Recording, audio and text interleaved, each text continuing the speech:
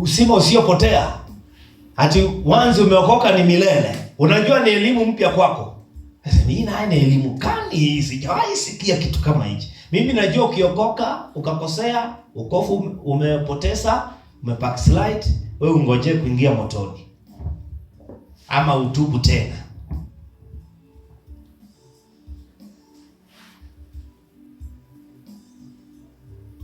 Tunakuuliza hii habari ya msamaha wa milele. Mimi najua msamaha ukipokea, ukikosea msamaha umepotea, tena utubu tena. So mtu anakuuliza hii inakaa mpya sana. So ni mpya kwao kama mtu ako yani inakuwa mpya kwao kwa sababu ya kukosa nini? Ufahamu ulio sahihi. Kukosa ufahamu ulio sahihi.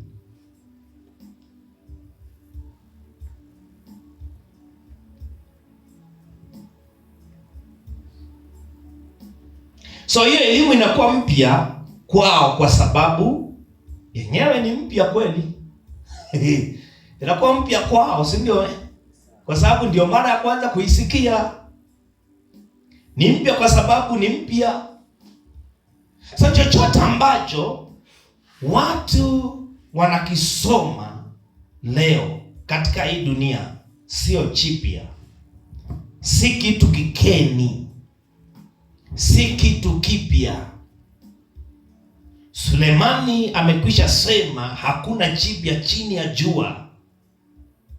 So aina ya maswali watu wanakuuliza unapokuwa una share the gospel ni maswali ile ambayo wengine waliulizwa kwenye Biblia. So ukutana mtu akwambia hii nayo ya msamaha wa milele, hebu kuja tu nikalishe mahali unielezee, maana hii ni mpya kwangu. Wewe unafaa ujue kwamba si mpya kwa sababu watu waliulizwa maswali kama hayo miaka ya Biblia, miaka ya kitambo. Ni maswali ile. Hayo maswali sio mpya, ni kwa sababu tu wewe uchaweka umakini katika neno la Mungu. Maana mtu anayeuliza maswali kama hayo ni kwa sababu hajaweka umakini katika neno la Mungu. Hii ndio sababu unaona mtu anaona kama ni mpya. Unanena hiyo injili mbele ya mabishop, wanastuka. Wakwambia hii nayo sijawahi sikia tangu nimeokoka. Ati wokovu wa milele, msamaha wa milele. Kukaliwa na Roho.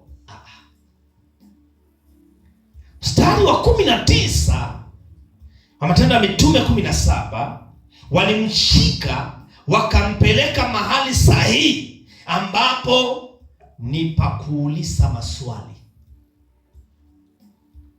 Arekapo ni mahali, arekapo ni sehemu watu ukaa wakiuliza maswali na kujibu maswali. So walimpeleka mahali sahihi penye watu kutania, kuulizana maswali na kujibu maswali kuhusu mafundisho. So Arekapo walipeleka Paulo kwa ajili ya nini? Walimpeleka wakisema nini? Walikuwa nasema tuweza kujua. So ni mahali pazuri pa kukabili. Mtu anauliza swali, tunaweza kujua aina hii ya elimu mpya. So Paulo alitumia fundisho kukabili uabudu sanamu. So watu walipokuwa wanamsikia, waliita kwamba hiyo ni elimu mpya. Na hata wewe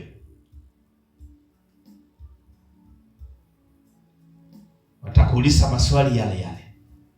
Na wakikuuliza, jua hicho sio kitu kipya. Maana yake usijikwae. Unajua wakati mwingine unapoanza kufundisha watu injili ya habari njema ya neema, mtu anakuuliza swali, usijikwae. Jua hili swali si swali jipya, lilikuweko. Unajua maji unaweza kuwa umesimama, for example, chukulia mfano umealikwa, mabishopu wamekaa, mareverend wamekaa, wametulia na kola sawa. Na unajua wananga hawana Wengi hawana vitabu za kuandika notes. Ni masimu tu, hata si masimu. Mnaitanga aje? MyBat na laptop wamewekelea hapo mbele. Wanakusikiliza. Sasa wewe kumbuka umesimama hapa na kuna watu wanakaanga hivi kwa mapulpit wengine. Sasa bishop amekaa ametulia na suti sawa. Wamenyamaza, kumetulia kimya. Umati wa watu umejaa. Halafu unaanza kuongelea kwamba mtu akishaokoka ni milele. Hamna kitu kinaitwa kupoteza wokovu. Bishop mmoja ananyanyuka tu kwa fujo. Hiki chenye umesema ndugu kijana, hii elimu yako ni mpya. Sijawahi sikia miaka yote nimeitwa bishop. Usisutuke. Usijikwae. Maana unaweza stuka ukasema wewe, kunawezekana nimetoka kwenye laini. Maana huyu ni bishop wa miaka, amelea makanisa ambaye anakuconfront. Jua kwamba hili swali si swali jipya, ni maswali walioulizwa wengine pia. Haleluya. Ni swali ambalo pia Paulo aliulizwa. Waliona kila Paulo alikuwa anafundisha kwamba ni elimu mpya. So utakutana na watu watakwambia hii elimu yako ni mpya, inahitaji muda. Na kweli yenyewe elimu yenyewe inahitaji muda. Si usikiza mtu leo umemwelewa. So waliita ni elimu mpya kwa sababu kulikuwa na elimu nyingine. Waliita ni elimu mpya kwa sababu kulikuwa na elimu nyingine ambayo ilikuwa imeenea tayari. Maana mtu akisema hii elimu ni mpya, anaonyesha kwamba kuna elimu nyingine ilikuwepo ambayo ilikuwa imeenea kwenye mji wa Athene. Waliita ni elimu mpya kwa sababu kulikuwa na elimu nyingine ambayo ilikuwa imeenea tayari katika mji mzima. Sasa hiyo elimu nyingine ambayo ilikuwa imeenea katika mji mzima, hiyo ndio tunaita uabudu sanamu. Glory to God. So aina ya mitazamo na mifumo ya watu wa Athene ilikuwa imeathiriwa na ibada ya sanamu. Aina ya mitazamo na mifumo ya watu wa Athene ilikuwa imeathiriwa na ibada ya sanamu. Aina ya mitazamo, aina ya mifumo ya watu wa Athene ilikuwa imeathiriwa na ibada ya sanamu.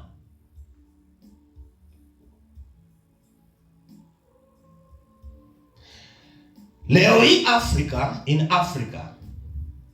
Afrika wametafsiri ibada ya sanamu kama kuchapa ngili, matunguli kwenye viuno, kwenye mikono, masikio. Siku hizi ndio zimetokea, lakini hazijatokea, ni vitu tu zimekuweko. Siku hizi zimechaswa huku. Na watu wa mama wakiinama hivi, unaona tu zimepangwa huko nyingi huko kwa viuno. Hizo za Masai. Niliambiwa siku hizi zinatengeneza nini? Mnajua wenyewe. Mama aliniambia, kupiga story na mama akaniambia ukiona sinawekwa sisi wanaweka si wanaongeanga kwa nini wanaweka. Maana unajua ukimkuta mtu amesijaza na mtu sasa sote ni sanifu. Ungeweka moja. Umeweka nyingi umepanga huku hivi. So Afrika tumetafsiri, mtu akiona hizo, for example hizo, ukienda kwenye kanisa lingine lazima zitatolewa. Ukienda na pangili lazima itatolewa. Ama si kweli? Hizo ni vitu tumekuwa tukifanya tukiwa kule. Unaombea mtu alafu unakutana kiunoni hapa. Mpaka tulikuwa tunakata. Mimi kwanga chonjo wako kata hizo vitu. Bwana tu mchungaji aseme kata hii. We. Yo ya mkono nitakukata hata na mkono sipachunga. Alafu siku nyingine za shingo, hadi nitakukata shingo mati. Nitakutoa hata usipochunga, nitakukata shingo. Baada Mungu atusaidie wakati unakabili pepo. Haifai kuwa unajua siku hizi unakuta mtu anashikwa, mwingine anashikwa huku, anatingizwa huku, anafinywa huku. Hata utaumiza mtu wenyewe. Unajua pepo, ukweli ni kwamba pepo anafaa kabiliwe na mtu mmoja, si ndio? Ndani mwenu pepo ametokea. Mtu mmoja asimame na confront pepo kwa jina la Yesu, ama kwa mamlaka ya jina la Yesu, na kuambia mtoke huyo. Haleluya. Lakini unaona mshike huku, mara anafunikwa leso, mara anakanywa huku, anafinyiliwa huku, mwingine anamkalia, anapigwa makofi. Wakati unapiga makofi nani anaumia? Hapo sema tu kweli. Wakati mtu anatolewa pepo na mpiga makofi, nani huwa anaumia pale? Ni pepo. Alafu pepo ni mwerefu, unasikia mtu anasema well, wakati anafanya hivyo ndio unaongeza. Baada kutoa mtu pepo ukimchapa, that is ni X kubwa hivi. Yesu ameshaichapa mtu. Mapepo yalikuwa tu yakimuona yenyewe yanatetemeka, si ndio? Mtu anatingizwa kichwa, anafanya anafunguliwa mdomo. Toka pepo. Pepo kwa mtomoni.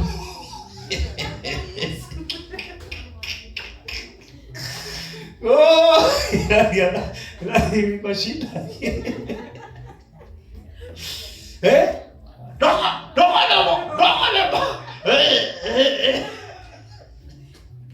Tabika yote. Kama tulifanya katika wakati wa ujinga wetu. Yaani ona, mtu mmoja ana pepo. Watu zaidi ya 5 wamemshika. Na tena anang'ang'ana na wao hivi bwana. Uje pepo anahitaji umtiishe. Haleluya. Umtiishe aje sarakasi. Mwambie hapa si mahali basi. Muulize wako, unaona sarakasi? Hapa hamna sarakasi. Tunakuamurisha ufanye nini? Umtoke na uishie. Yaani unaona watu wanaenda huku kina hata namkali namfinyia chini. Huyo mtu akishatoka hapo anauma mwili mzima. Anasikia kunauma. Amechoka. Toka kanisa. Amepigwa mpaka hata